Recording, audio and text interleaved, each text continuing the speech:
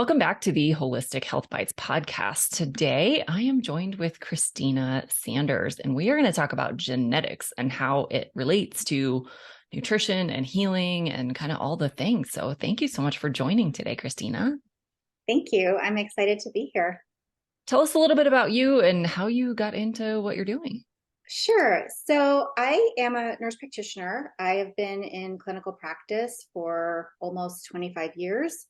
I started my career in the ER as an ER nurse, big city hospital, and then moved into private practice when I completed my NP training. And I've been in practice as a cardiology nurse practitioner for the last 22 years. But I've always been interested in nutrition going back to teenage life. So about 5 years ago, I rounded out my education and did some additional training in functional nutrition. And I guess the gist of it is that I went into nursing with a passion for teaching and educating patients. And it was my understanding that I would have all this time to, more than my physician colleagues for teaching and for preventative education. But I found that that's not really the case. Most of my patients would actually rather have a prescription than a grocery list.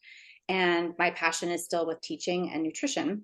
So I still work clinically as an NP, but I also started my own nutrition practice in 2019, took a break in 2020, and then kind of re-upped everything in 2021 with a focus on genetics, which I now find really fascinating. And now I run a 100% virtual nutrition practice called Nutrition NP.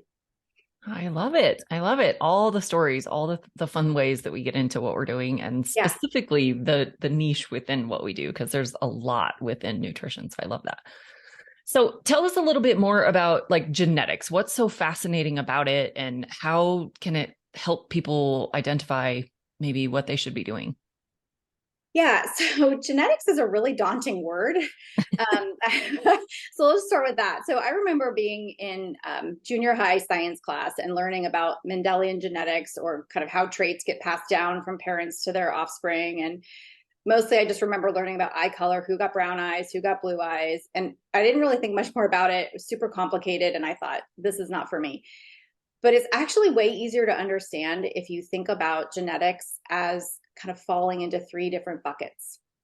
So bucket one is, where did I come from? So there's, tests on the market like ancestry.com. And basically what you're learning is your origins, your ethnicity, where are you from?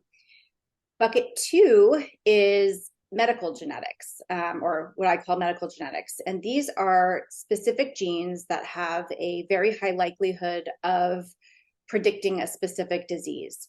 So for example, a common one would be like the BRCA gene, BRCA1, BRCA2 for cancer, specifically breast cancer, ovarian cancer.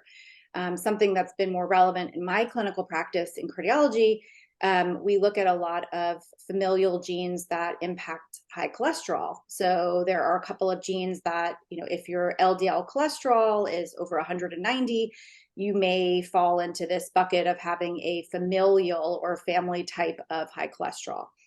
And then there's bucket three, and that's where I'm finding my home right now. It's basically what I call, it's nutrigenomics, which is a mouthful. It's kind of, I liken it to something like lifestyle genetics, where you're looking at nutrition and lifestyle. And basically, the main takeaway in bucket three is that these genes play well with others. They can be impacted by the decisions that you make, the food you eat, the environment you live in.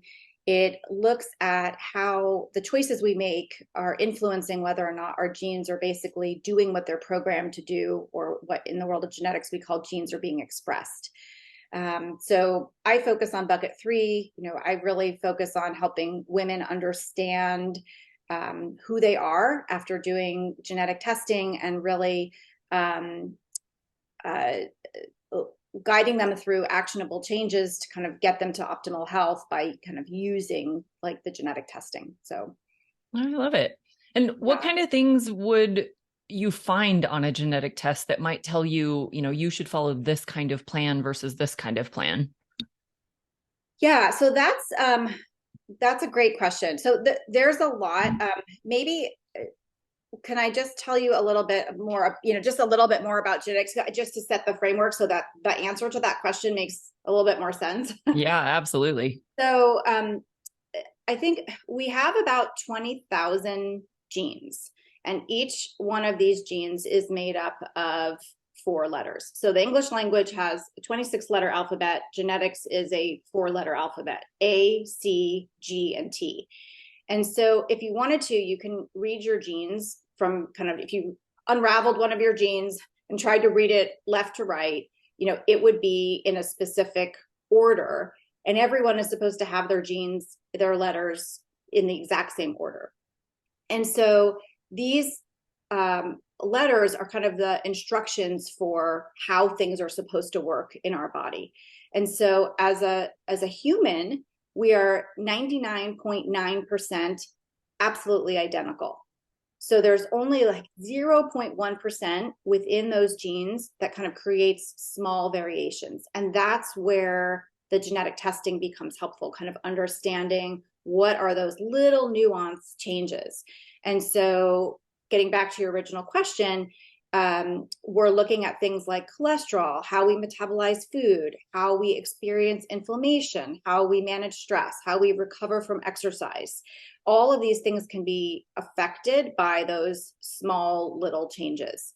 So if there are like spelling errors, for example, in the instructions, those spelling errors make the genes maybe not perform quite as well as we want them to. So that's where the genetic test comes in. So you can kind of look at these small changes and say, okay, it doesn't mean the gene's not going to work at all, but it may be an underperformer, it may be an overperformer. And when you put genes in the bucket 3, the nutrigenomic bucket, these genes are really amenable to making the nutrition changes, making lifestyle changes, and then sometimes supplements to kind of give the underperformers a little boost. And this is where I try to help and guide my clients. Does that answer your question? It does, yeah. And so when you see these genetic reports and, say somebody doesn't digest a particular kind of fat very well, is that like a guarantee, like they just should avoid that fat? Or are there things that they can do to kind of support those genes that are maybe underperforming or running off the rails? Yeah. So I think that the answer to that is it depends. That's like the worst answer, right? Of course. So we are all unique individuals. And so I think that there isn't one gene that if you have, and this is a huge misconception, is that if you have one gene, like I have clients that come to me and say, I have the MTHFR gene, or I have the COMT gene. We all have those genes. And so you may have a variant or a spelling error within that gene that maybe makes it not work as well. But then you have all these other genes that can help compensate for maybe that one, or add to it and make that problem worse.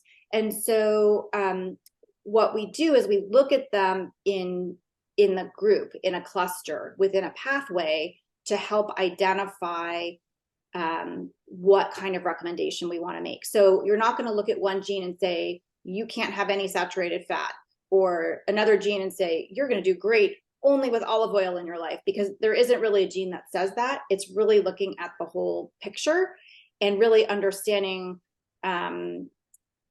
what the client is asking, what's their ask, what's their need, what are they looking to gain from this test? Because the test isn't it's not a quick fix. It's not a, you do this test and then you do this and you're going to live to 100 and life is going to be perfect. There still has to be, there's so much in the environment. There's so much that in your history that really makes everybody unique. So no one gets the same recommendation. Okay, that makes sense. And so even if their genes say that maybe they have like something that's underperforming or something that they need to maybe use caution with, there's still things they can do, right? This isn't like a black and white situation. Absolutely. Where, oh, you have the gene and so you can't do this or you have to do this. It's not really that black and white, right? No, it's not at all. And actually, I think, there's a lot of genetic tests that are on the market. Mm-hmm. And so many of them are what are called direct to consumer or DTC tests, which means anyone can purchase them, anyone can submit a sample, and then you kind of receive a report with this list of genes. And you're like, what do I do with this? And so a lot of those people come to me and go, what do I do with this? These are the genes I have. And, they talk to their friends, they look on Instagram, they look on Google, and they're like, it says I'm supposed to take this bucket of supplements to kind of fix this problem. But that's not entirely the way that we want to approach things. And so the test that I use actually isn't really direct to consumer. You have to order the test through me or through the company, and then you have to have a consultation with a provider so that they can review the results and the client isn't left kind of figuring things out on their own. So our DNA is fixed. It is what it is. You were born with what it is, but how you respond to your DNA is where you can really have a lot of influence and change the path in your life.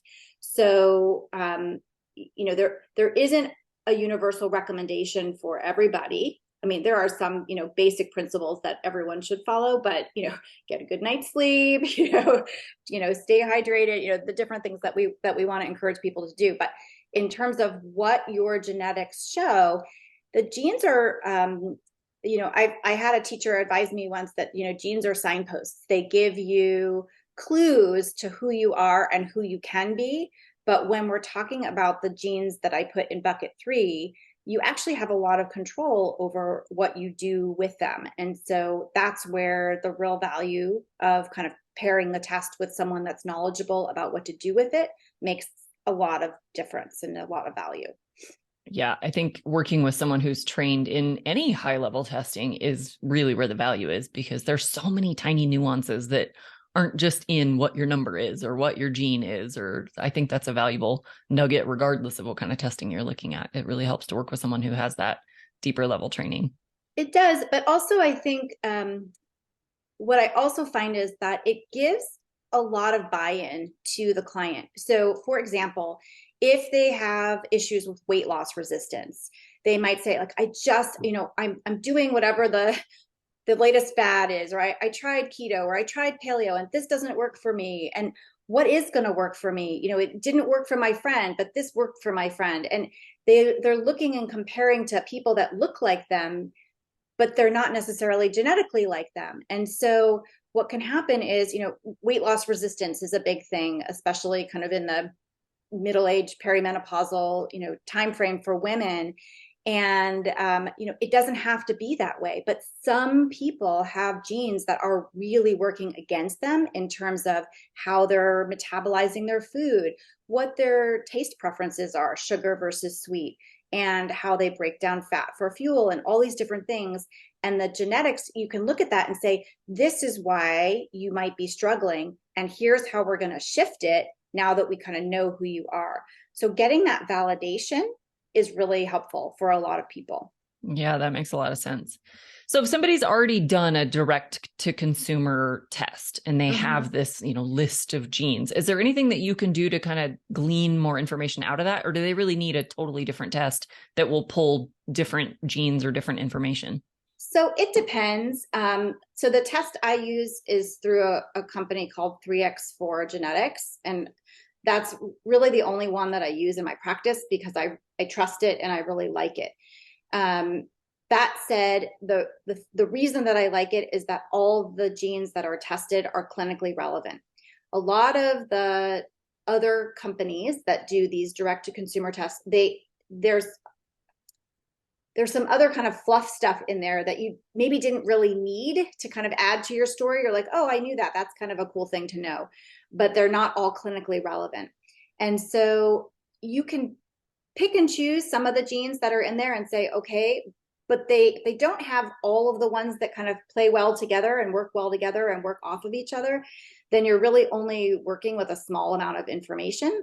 You can still get some insight. And I still meet with people to talk about results from other tests to kind of get a jumping off point. But most of them end up wanting to repeat it because they want to know the bigger picture. Yeah, it makes sense. If it's only a partial picture, that doesn't really give you all the information. If it's a partial picture, then you're getting partial recommendations. Right. Yeah, that makes sense. Okay, so let's talk about some more specifics. So if somebody's really struggling with, say, digestive issues or, some kind of like chronic gut problem, are there specific genes that might help them figure out what's going on there? Yeah. So specific genes, things I look at are FOOT2, HIF1 alpha, PPAR gamma. These are like, kind of like a digestive triad of genes that really, if they're all like a high impact, meaning that they have these variants, they have these spelling errors in them, they're more likely to have digestive issues. But in general, when I'm looking at someone's genetic report who is coming to me with GI or gut related issues, I'm really looking at patterns of a lot of different pathways. I'm looking at things like histamine, which are going to include genes like HNMT and DAO. These are all abbreviations for very long words that just won't translate well on a podcast. But I'm looking at their detox pathways. I'm looking at inflammation and immune. We can pick up a lot of autoimmune issues for people. Hashimoto's, inflammatory bowel issues. And mood and behavior too, because there's a lot of dopamine receptors in the gut. I think like 50% of dopamine is in the gut. So, that whole gut feeling sensation that people get when, they're kind of got a vibe about something. Well, there's a lot of dopamine in the gut. So when gut function is off, it can impact the way that dopamine is used. It can impact things like memory, sleep, mood, anxiety, attention, all these kinds of things actually can still tie back into the gut. So there's a lot that you can glean from a genetic report about the gut. From a detox perspective, our gut is the GI tract is, where we get a lot of exposure to toxins, to foreign bodies. And so if the lining of the intestines are compromised, sometimes we call it intestinal permeability, sometimes we call it leaky gut. But what happens is the cells in the lining of the gut aren't, tight together. And these larger foreign bodies can pass into the bloodstream without actually getting their kind of first pass through the liver to be detoxified. And so that can trigger all kinds of, inflammatory immune issues, food sensitivities. And so you and I both, have used stool testing in our practice. And so I think we can use that a lot to identify imbalances in the gut, but there's also a lot that you can determine just by asking the right questions. I know you like to do a lot of investigative work. And so there's a lot you can do by asking those questions and then pairing that with looking at some of the other patterns that you can pick up on the genetic reports. It's so interesting. There's so many moving parts to this There's so many moving parts. Our own genetics, and then you throw in the bacteria and all the microbial genetics and all the things that they do. And there's just a lot. So yeah, I think this is valuable information to know what you're set to do, how well your enzymes are working, and all of those things. I think it's so fascinating. So similar topic. Well, how about, something like blood sugar? Are there specific genes that really have a relation to how well you can manage your blood sugar levels? Yeah. So blood sugar is complicated. It shouldn't be, but blood sugar is a really complicated thing. So the short answer is, yeah, there's things like, again, PPAR gamma that shows up in a lot of places. There's an adiponectin gene, FTO. Those are big in the glucose and sugar regulation pathway.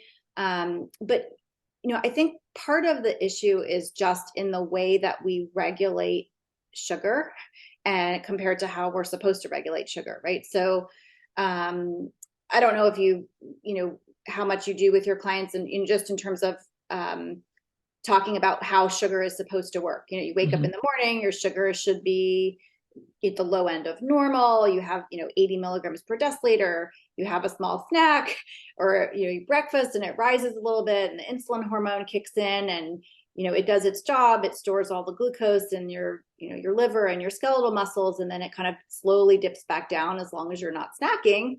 And this is kind of just the way the cycle is supposed to work. But we live in a very high stress environment. And we also live in a world where food is incredibly convenient, if you're not ordering, Instacart and Amazon Fresh and, whatever kind of DoorDash delivery, you can go to any grocery store you want on any corner. You can get your food through your window, which, no, all the fast food places and the food coming through the window, like this is not how we evolved. And that kind of stress on our body triggers the not so good pathway for kind of how blood sugar works, and it kicks into the stress hormone, the cortisol response, and our bodies just aren't designed to keep up with that. And so we can look at that's like a managing blood sugar from that perspective is one issue. But when I look at the DNA and the genes that we talked about as it relates to blood sugar, we're also looking at, weight loss resistance. We're looking at how people are breaking down fatty acids for energy. We look at oxidative stress, which is a really interesting area of the genetic report, which we can talk about if you want. We look at gut health and metabolism, and even genes that influence the insulin response. So we can look at how someone is living their life, what's their food intake like? What do we think their blood sugar is? It kind of doing like a normal up and down curve, or is it spiking because they're snacking all day and they're eating processed foods and things that are adding stress to their body? So it's really, again, it's the conversation with the patient or the client, where are they? What are they asking? And then using not just the genes that impact blood sugar and insulin, but all the other things too, stress and inflammation. Right. Yeah, let's definitely talk a little bit about oxidative stress too, because I think that's one that a lot of people don't even know about, don't really know what that even means and how it might be impacting them. So first of all, let's talk about what it is, and then a little bit about what does that show up in the body? What diseases or issues can that cause? Yeah. So, there's the good stress and the bad stress of life, right? The whole, I work crazy hours. I'm a mom with 3 kids under the age of 5, or, I'm a working mom and I'm trying to do all these things are really, stress, but good stress. And then there's bad stress, like, processed foods and poor sleep and, trouble at home, marital troubles with your kid, loneliness, depression, all those kinds of things kind of create stress, which is part of it, but shouldn't be necessarily lumped into like the same thing as, stress and oxidative stress. So just to kind of clarify that, the differences there. So genetically speaking, oxidative stress is kind of the breakdown and premature aging of our cells. So I've heard the process being compared to our body rusting. So basically kind of getting, and too much stress in your life will contribute to that as well. So there is a connection there. I think it's important to understand that this is not a process that happens overnight. Oxidative stress is a buildup of stressors over time. So again, all those things that contribute to stress, both good and bad stress. I had a client who said, I love my job. I work 60 hours. I'm like, that's a lot of stress. You might like it, but it's putting a lot of strain on your body. So that's something to really keep in mind. And so when we have these high stressors, so it could be exposure to toxins, it could be heavy metals, it could be poor sleep, it could be poor diet, all these things that kind of build up over time that contribute to this potential rusting process of your body, can lead you on a path to chronic disease, inflammatory disease. So, I always think of, brain health issues, cardiovascular issues. Those are, probably the two, the big things that kind of jump out at us. But it also, it can impact your energy level. It can impact your cognitive function, your memory. So managing oxidative stress is fundamental to promoting and restoring good health, and promoting longevity. There are lots of genes in the oxidative stress bucket. Let's see, MNSOD, again, PPAR gamma, that one keeps showing up. Glutathione genes, which are really linked with both detoxification and oxidative stress. uncoupling proteins, ApoE, which is the one that often gets flagged on a lot of the direct-to-consumer tests. TNF alpha. There's a lot, and so I'm only sharing these because if people have them on their direct-to-consumer tests, they're like, "What does this mean?" Now they have, they can kind of figure out what bucket they fall into. So the goal is actually to delay oxidative stress as long as you can. As you get older, your antioxidant defenses start to decline. So this doesn't mean, go run out and get high dose vitamin C and take, all these antioxidants or, the next great superfood, but rather, kind of reassessing not just nutrition, but lifestyle. So it's not just antioxidants, but things that are going to upregulate, meaning turn on and help your good genes. And the cruciferous vegetables are a really good source for that. Looking at leafy greens and anti-inflammatory foods. Curcumin is kind of one of those secret superfoods that I love. A little bit of dark chocolate, berries. So from a nutritional standpoint, let's see, from a lifestyle standpoint, coming back to really good sleep. I think that sleep hygiene is really underrated. Getting, adequate sleep, good restorative sleep at night is really important. The other thing is over exercising. Sometimes really high intensity exercise actually can worsen oxidative stress. So, I'm not saying high intensity exercise is not a good thing. It is a good thing, but you also have to recognize and appreciate your body's need for recovery. And when you don't provide enough recovery, it actually can increase the oxidative stress burden on your body. And I think I mentioned earlier that one of the other contributors to oxidative stress is exposure to toxins and heavy metals. So kind of looking at your skincare products, your cleaning products, what do you use around your home and your yard? Any exposure to, anything that's going to be a pro-oxidant, in your life. So those are the things that you want to really kind of limit or stay away from if possible. Wow. Yet another complicated picture where there's lots of things. It's so complicated. It's actually one of it's one of the most interesting areas for me in genetics is oxidative. I mean, I like, all the cellular pathways, the oxidative stress, inflammation, detoxification. I think they're absolutely fascinating. And they're really complicated to understand from a biochemical standpoint, but what to do about them is actually really logical, right? Kind of nutrient dense foods and kind of staying away from the things that are going to add more stress to your life. Yeah. So as complicated as it is, we just get back to the basics. Right. I love it. So I'd love to just hear if you have any kind of maybe either surprising case studies or, people who had maybe tried something for a long time. And when they got this information, they made one smaller, large change and all the things changed. So I'd love to just hear maybe some success stories from genetics. Sure. So I guess, let's see, you think of one, recently I had someone who, one of the things that's tested within the genetic pathway is the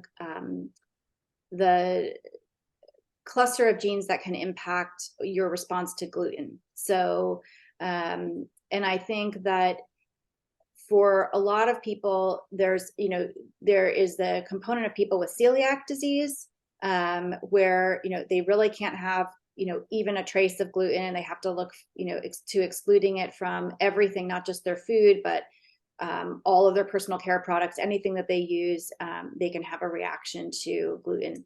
And then there's a different subset of people that are non-celiac, gluten intolerant. And I think that for those people, it can be a really big aha moment. And I had someone recently who, didn't really have a lot of gluten, but did have some, didn't have celiac, had a lot of gut issues, but decided that, based on the genetics, which actually demonstrated that she had a very high likelihood for non-celiac gluten sensitivity to actually remove gluten entirely from her diet. And when that happened, kind of like everything cleared up. Mm. And, that's just one, small piece in the puzzle. But I think it's a really important one because there's a lot of people that think that they have gluten sensitivity or gluten intolerance, and they're told to, just avoid gluten forever. And for some people, it's just because they need to clear up their gut a little bit. And, they're not tolerating it because their gut is imbalanced. But for others, there really is a genetic piece to it. And I think knowing that difference and kind of where you stand in that area is valuable for people. I have another client that I can think of that had some concerns with dementia in her family and was very concerned about, what that might mean for her family. And when, we do the testing and we look for the ApoE gene, and again, this is a gene that I think has gotten a lot of notoriety for being like an isolated gene that actually contributes to, cognitive decline. And it really is not one of those bucket 2 genes where it's, if you have this gene, then you get this disease. It really is part of this whole bucket 3 where it plays well with others. And I think that, understanding whether your variant of ApoE is E2, E3, or E4, and E4 being considered more of the higher risk one, what that means for you and the choices that you make. And, in the case of this client, it was really useful to kind of get that information and be able to use it going forward to make recommendations. The ApoE gene is really impactful in not only brain health, but also looking at, cholesterol and some of the cardiovascular things. So I think that those are some areas that have been really helpful. Yeah, I think that's interesting. And I've definitely heard a lot of people who are like panicked because they have the ApoE gene or they have the BRCA genes and they feel like it's like a death sentence. Like there's nothing they can do. It's just they have the gene. And so they're going to get whatever disease. And I just really want people to understand that that's not true. There's So so many the other BRCA things. gene is not part of nutrigenomics. The BRCA gene is part of that medically diagnostic genetic panel. So I wouldn't lump that with the ApoE gene. ApoE is on the report that I use, and I think it has a lot of value in terms of helping people make lifestyle and nutrition changes. And we often will use supplements, if they do fall into the high risk or, higher risk group for that particular gene. But and I guess the other one too, I'm just thinking, I'm trying to think of things that are really common that people might relate to is MTHFR, because I think that a lot of people have been told, you have the MTHFR gene. Again, we all have it, but we also have a lot of other genes that fall into the cycle that MTHFR is in, which is the methylation cycle. And everyone thinks that they need methylated B vitamins because they have the MTHFR variant. But there's a lot of other workarounds within that cycle. So not everyone needs methylated B vitamins. Some people do, but it depends on what some of the other genes look like. And again, what's going on in your life. Sometimes people just eat so much food that's fortified with folic acid. So all these, processed foods, breads, fortified with folic acid and B vitamins, you're actually slowing down your methylation process by having these foods. This is not folic acid that your body can use. It's just kind of clogging up the system. So sometimes it's not just what supplement can I take? It's what can I change? What can I learn so that I can make better decisions for myself? And so it's not always a supplement as the answer. Sometimes it's really just educating the client about, here's what the blueprint says, here's who you are, and here's what we can do about it. And it doesn't always have to be a pill. Oh, I love that. And I think there's so much that we're all kind of conditioned to rely on those pills, whether they be medications or supplements. And sometimes it's actually, like you said, taking things out of the diet, taking out those fortified foods that are full of synthetic versions of these vitamins instead of the whole natural forms. And if we're overwhelming the system with these synthetic versions that aren't used at all or aren't used as well, then yeah, that might be the difference maker right there. Is just taking something out. We don't always have to put something in. So I think that's a great distinction. That's actually one of the things I like to do is like ask my clients, like when you come here and you have 12 supplements, like, why are you taking these? What are you trying to achieve with this? What are you trying to fix? Because a lot of times we can get rid of most of them with just some education and, hey, if you're just eating this, you don't need the supplement. And now you're getting it in whole food form. And, as it comes back to gut health too, right? If your gut's not working properly, you can't absorb the food and you can't absorb the supplements either. Right. So, and that's throwing a supplement particularly true with minerals. For sure. Yeah. If your gut's not working, throwing a supplement at it is not going to help any. So yeah, I definitely agree that there's a temporary strategic use for supplements, but that they're not the end all be all magic pills that some people seem to think that they should be. So I think that's a great point. Is there anything else you'd like to leave the audience with on genetics? So I guess my last point, I think I mentioned this earlier, but I think it's really important, is that in nutrigenomics, one gene does not equal disease. We talked about some of the big name genes, the MTHFR, the ApoE, COMT. These genes need to be looked at in the context of the other genes that also impact their performance. So never look at one gene in isolation, always consider the whole person, their health history, their goals, and other related genes before, considering an action plan for nutrition and lifestyle. I think that's the hallmark that you really want to understand about, what to do with your genes. Yeah. And I think if you're struggling to solve a particular health challenge, this might be the difference maker.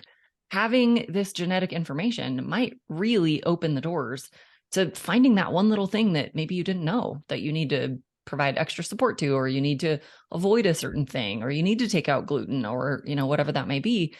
This genetic information might be the thing that tells you what that missing piece is. So I think this is so important and such valuable information for everybody, and not something that a lot of people know about. So I think it's a great thing for everyone to know. Like you said, it's not a black and white situation. It's not a guarantee of anything coming, but it can definitely be the difference maker in helping you achieve your goals. So thank you so much for sharing all this information. If people want to find out about you or this genetic testing, what would you recommend for people? So you can contact me through my website, which is nutritionnp.com.